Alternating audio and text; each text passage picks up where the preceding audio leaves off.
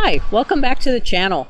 We get a lot of questions about experiences and what works and doesn't work when you're choosing to either build a home or go with a resale property. And it seemed like it'd be a great idea, since we've done both of those things a number of times, to tackle just the stories of what has happened to us in terms of build versus resale.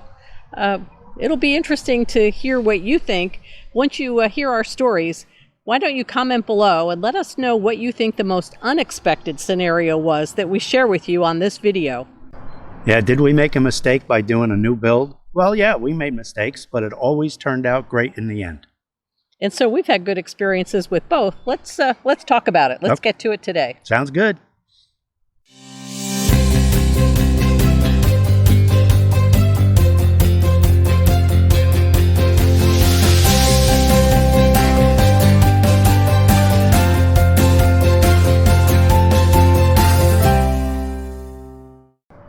Well, welcome back to the channel. I'm Terry Pasquarelli with MVP Realty. And I'm Rich Pasquarelli with MVP Realty. So as we said, we're going to just share our experiences because we've had quite a few as it relates to new builds and resale properties. And we'll keep score. We'll let you know at the end how we did in terms of how many times we've leaned in one direction or the other.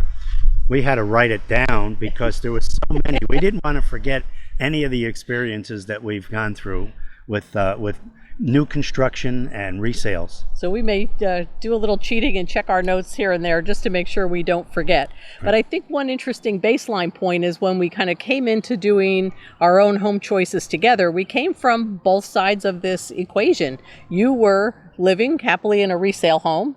Yep. And I had recently purchased and built a condominium that was brand new at the time. And it kind of reflects, I think, on a theme that I'll imagine we're going to talk about as we go through this, is that what was happening back then, which was, say, in the early 1980s all the way through today. Yeah, I know, early 80s, we're dating ourselves. But the experiences then versus the experiences now are also very different. Very Capabilities, information flow, technology, so much has advanced that I think some of the adventures we had early on maybe wouldn't happen today. Not the same way at all. Not the same way, especially when we first started doing this. We answered an ad in a newspaper, and you remember that? Yeah. Oh my God. There was this young builder bought a building lot and had his plans figured out, and he was just looking for a buyer. So we went, we looked at the lot, and we decided this was going to be a good spot for us. We liked the plans of the house, so we went with that. We didn't, there was no model homes, there weren't any design centers or no. anything like that. It was, I'm building this house, you want it? Yeah, okay. We were, very young, inexperienced, totally. And it wasn't in a community. We Right. had no knowledge at that point in our life about homeowners associations or condominium associations, about communities that had amenities or any kind of common facilities. Right. This was up in the Northeast, a windy, tree-lined road. And as you said, you drive along and there's this lot Right. amongst houses that already existed. And it hadn't been built, and this young builder was about to give it a go. That's right. So we took the plunge. That was our first time, well, at least for me, to experience a new construction. Because we lived in town, I was there every day, maybe even sometimes twice a day. That makes sense. We were lucky in that regard. You were able to kind of check that the layouts were working, the technical aspects of building were happening the way you were expecting. From a choice point of view, that wasn't the type of a new build where we had a lot of choice. As you said, no Right. design center. We weren't asked about the wood trim and the finishes and much to do. I guess we might have had some flooring options when we were in that house. Yeah, I think we did pick out the floor, and but that was probably about it. The deck.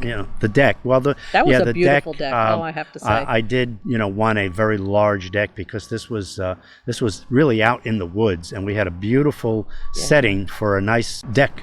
So we went with a large deck, and then of course back in those days, and especially in that area, when a builder was done, There wasn't any landscaping. There wasn't Sidewalk even. There wasn't a sidewalk. There wasn't a driveway. It was all of that was pretty much left to the homeowner to figure out afterwards. At least it was in many of the cases in this little Connecticut area. And we experienced that. We had a gravel driveway until we paved it. Right. You put in the front steps, you put in the retaining wall, and you got us sort of the sidewalk up to the front porch or the front entry, Right. where we wouldn't have had that. We wouldn't have had any of that. There was a cement slab out the back sliding doors, right? And we had to kind of landscape around that. Yep. Definitely was a lot more on us as a homeowner, and a no frills approach almost. The house was very lovely and modern in design. We liked the openness and the volume and the space. Right. But once it came to sort of finishing it out, it was all the homeowner. That was us. It was on us. And remember I said that I was going back every day. Well, this young fella, this builder, he would forget things that we wanted added in. And I would mention it to him, don't forget the water line for the refrigerator. Back then that must have been the new thing, to have an ice maker in the refrigerator. Oh yeah, I got it. Don't worry about it. And then I'd go back and the cabinets, the kitchen cabinets were put in. And I said, don't forget the water line to the refrigerator. Yep, I'm on it. I got it. And then the countertop would go in. And then, so now where is he going to put the water line to get over to the refrigerator?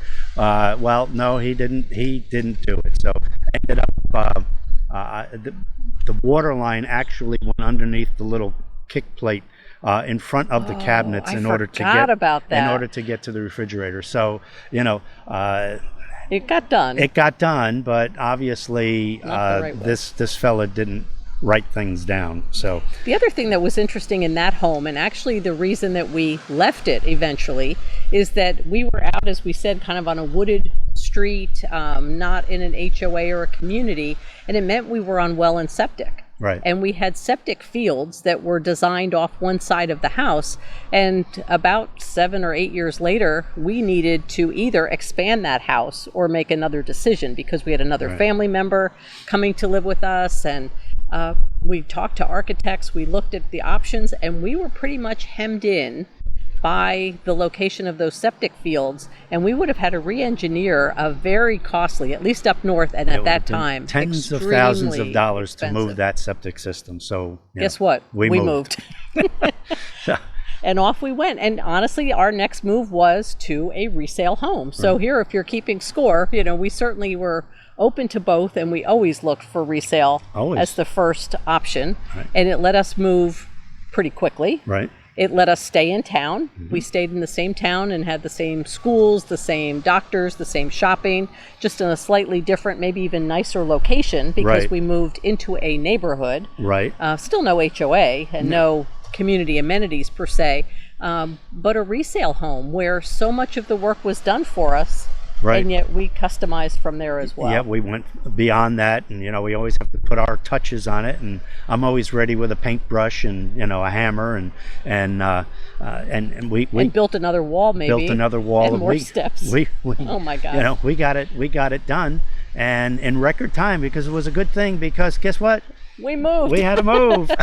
And that was more job related. I think we were in that house for about 18 months at tops, at the most. But you put in a shed in the backyard. We actually ran electrical and water lines out to that shed. So you did a lot of work kind of creating the troughs and then redoing the lawn to make that happen. Right. Put in a pool. Right. Put in a retaining wall. Did some interior remodeling to make the rooms work a little better for what we were doing, and it was great. We were having a good time in that house, and it was perfect for us for that time.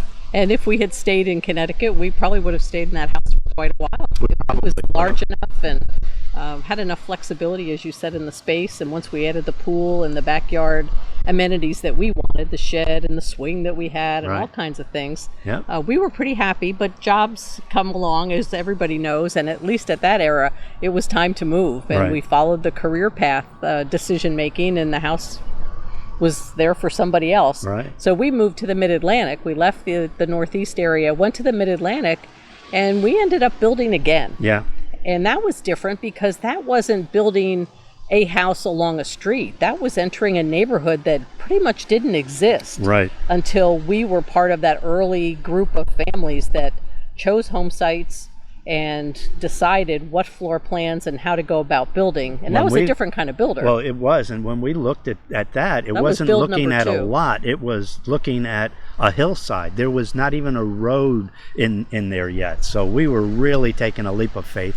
And we went with a local builder who was much larger than the single guy that we first dealt with.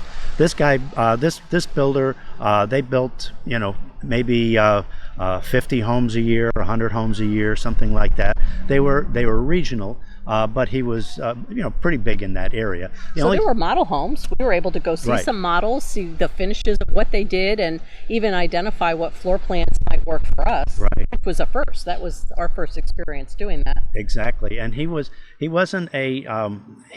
small enough to be able to offer you options when it came to we want the house to have a third car garage, or we want the house to be bumped out a little bit so it give us a little extra room, and add a sunroom to it, and those types. So he was small enough to do that, but big enough to be able to choose which model home we wanted, and so on.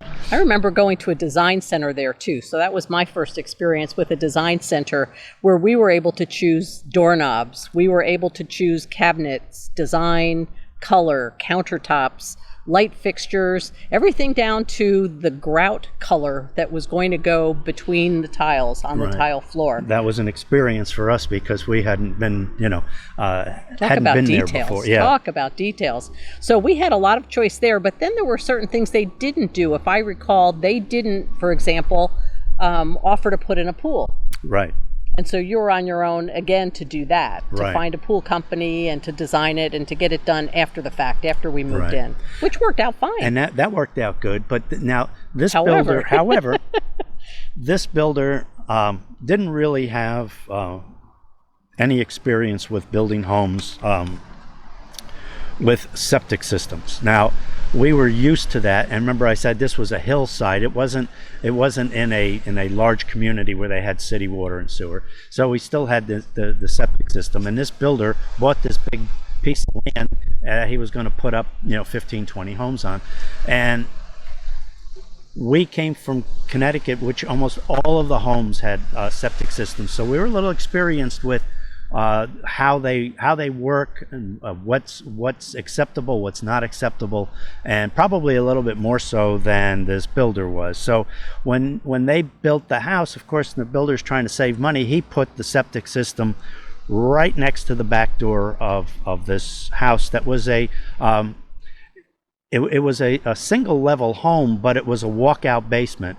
And we had the basement. We had them finish off the basement, and it was living space. It was living space for us, full height living space on the lower level. But when you have that, you also have upstairs that has I wanted to put on a deck, and they put in the sliding doors right over. They put the sliding doors, and they put it right kitchen. over. And I said, "Excuse me, but you cannot put a septic system underneath a deck." And that's not to code. It has to be, first of all, it has to be so many feet away from the house. Second of all, you cannot put a structure over the septic tank, and that would mean, if you leave it there, that would mean that you have sliding doors that I can never put anything onto because I can't build over it. So they had to that move. Wasn't the only issue. Well, no, it wasn't. But back up, and the other part of that same scenario was the foundation of this house. It was their floor plan, their understanding of what it was going to take to actually, kind of build out the plan, and yet on site something happened. Yeah. I don't know what went wrong, but something went wrong. I know what the result of the mistake was. The result is that they made the foundation too small for the house. And once that's in, the roof was already on when we figured out, how come this room isn't working? This is, they're not supposed to have these poles in columns and the pillars. columns in the center of a room. This isn't working. So A lot of math and measurements and so forth, and crying. There were tears. I can tell you there were tears. How could they possibly have started with the bottom of the house the wrong size? Right, and of course we were the ones to figure it out, or at least we were the ones to bring it to their attention.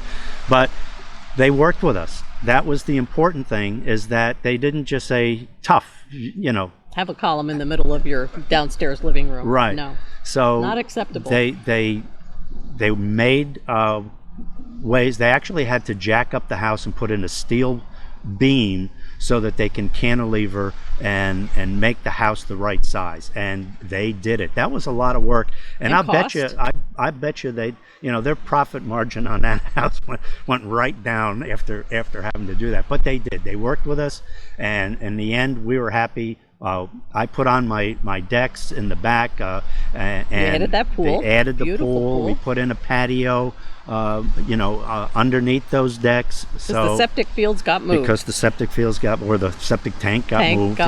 So it worked out, and then we enjoyed that for quite a while. We really liked living in Maryland.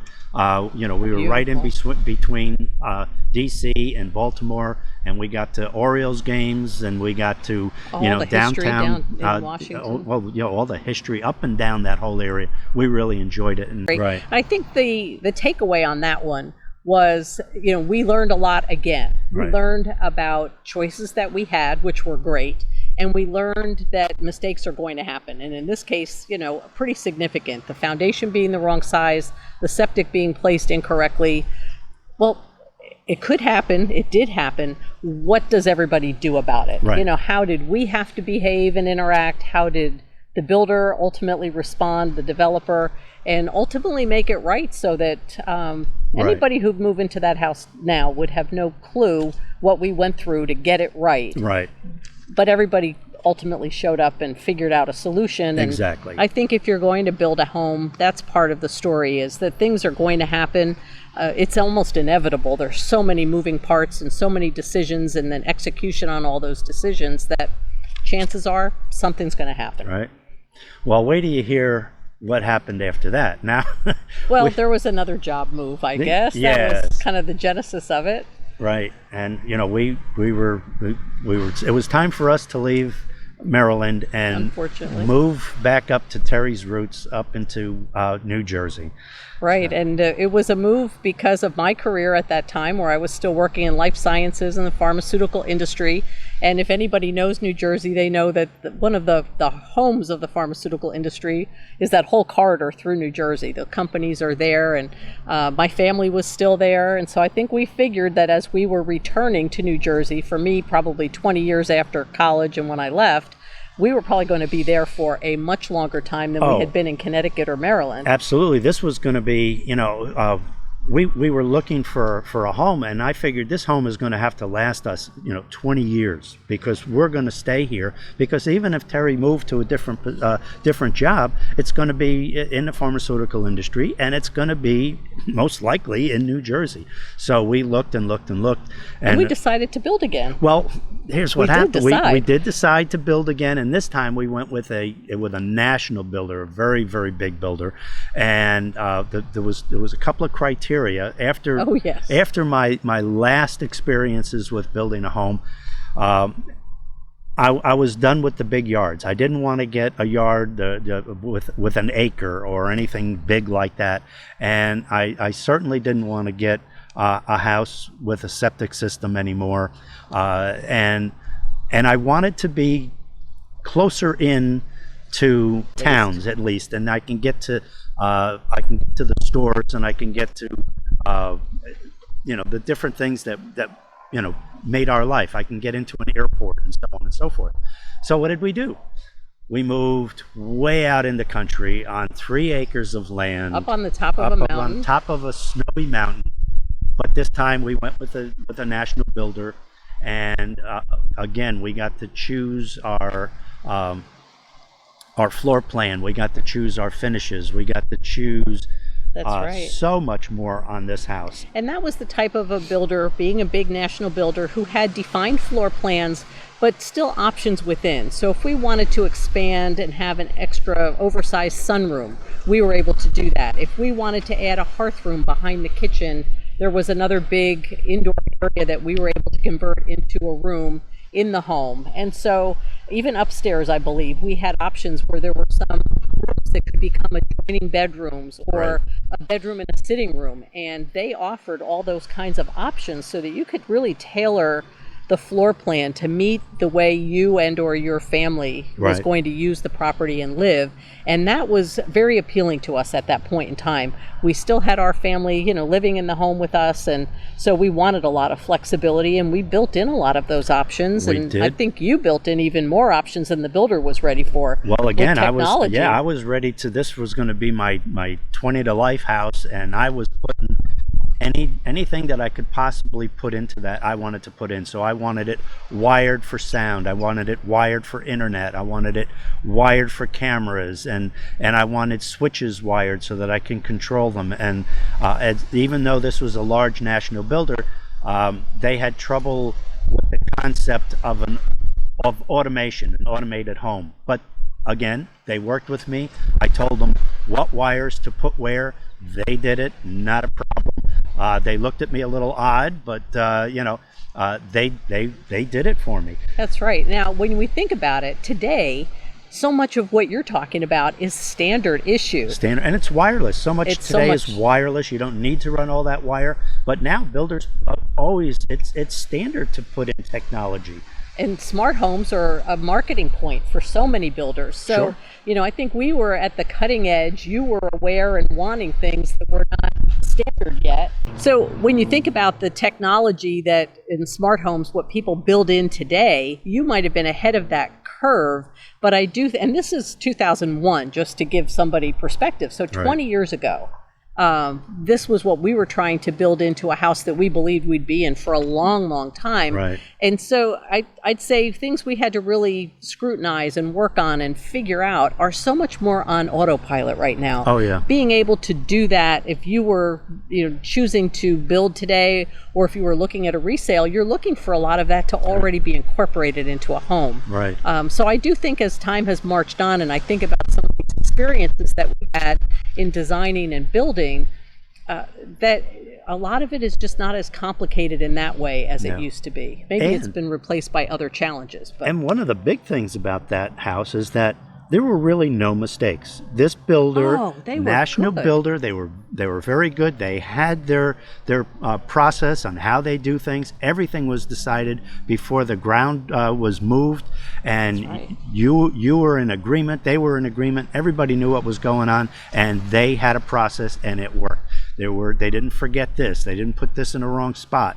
Everything was done to plan, and that was the first building experience we had where this turned out great. now that house was a showplace. It also was way larger than anything I can imagine that we were going to build. We'll have to try to put up a photo of. I'll put a photo so you can see, I think it looks like a small inn look when at I look this, at it yeah. today. But the biggest, perhaps, surprise and challenge with no mistakes, ability to customize, them working with you on technology, is that we actually never got to move into that beautiful home. Not again. No. Never, ever put a suitcase in the door, never spent a night there. I did cut the grass once. We did cut the grass. Yeah, because I had to make a spot for the for sale sign. That was going into this house, my 20 to life house that I had You decked it out. figured every possible thing to it, and we had to move because We had another job change in the pharmaceutical and life sciences side of our family equation. and it wasn't in New Jersey. No, it wasn't even close. So as you thought I would take a new job and I'd just go out the driveway and drive in another direction, Right. we ended up being states away. And that States was our move to the Midwest, which we had never imagined or strategically planned, but Right. turned out to be a fabulous life experience for us and some really wonderful home experiences as well. Oh, absolutely. So we, as you said, I was gone and working again in the Midwest before that house in New Jersey was ever finished. You went to the closing, signed off, we had to finish buying it, Right. and directly from the closing, we just, we put it up for sale. We got the we weren't in the real estate business yet. No, we weren't. So, that was 20 years ago. But we knew people, and we found an excellent agent, and she was able to list our house, and we ended up selling it to someone in the pharmaceutical industry, just not ours, not family. Right. Yes. So we left there, and me going to Indiana, I had no clue what to expect, and I wanted to make sure that it had certain things, like number one, does it have a Home Depot out there? Yes. You were looking for Home Depot, Lowe's, Target. Right. I kept getting phone calls. Do they have this? Do they have this? Do they have that? So, and then we had to find out where would we live. Right. So we did rent.